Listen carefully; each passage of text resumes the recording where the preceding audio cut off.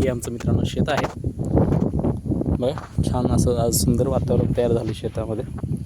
बऱ्याच दिवसानंतर कितीतरी दिवसानंतर आज स्वच्छ ऊन पडले आणि असं हे छान सुंदर नजारा बघायला मिळतोय. ॲक्च्युली मी शेततळ्यावर आहे, बांधावरती आहे वरती. इथं बघा ही अशी छान झाडी लावलेली आहेत. तिकडं पण आहे झाडं. हे थोडंफार गवत आहे जनावरांना.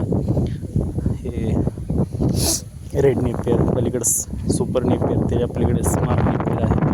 आणि ही आमची द्राक्षाची बाग आहे. आणि इकडं बघायला गेलं तर हा छान लेबर हो.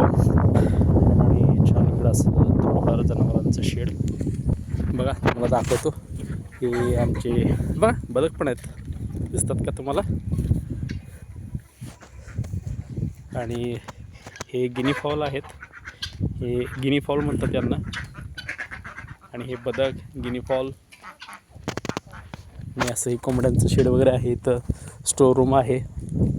हे 2 बच्चे आमचे आत्ताच 5-6 दिवसाचे आहेत. हा शेळ्यांचा गोठा आहे. हे मोठ्या जनावरांचं हे गाढवाकोटी मशीन, हा शेळ्यांचा गोठा इकडं असं आहे. अशा पद्धतीनं आता सगळी शेळ्या बाहेर चरायला गेलेल्या आहेत. आणि असा हा इकडं मुक्तसंचार गोठा पण आहे. ती पण जनावरं मोठी चरायला गेलेली आहेत. अशा पद्धतीने एकंदरीत नियोजन.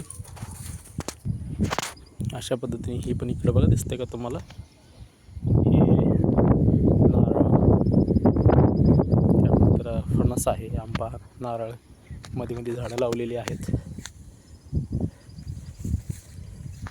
त्याच्यानंतर हा जो प्लॉट आहे हा आत्ता माती वगैरे टाकून घेतला आहे. माती पसरून घ्यायची आहे, बांध वगैरे करून घेतलेला आहे.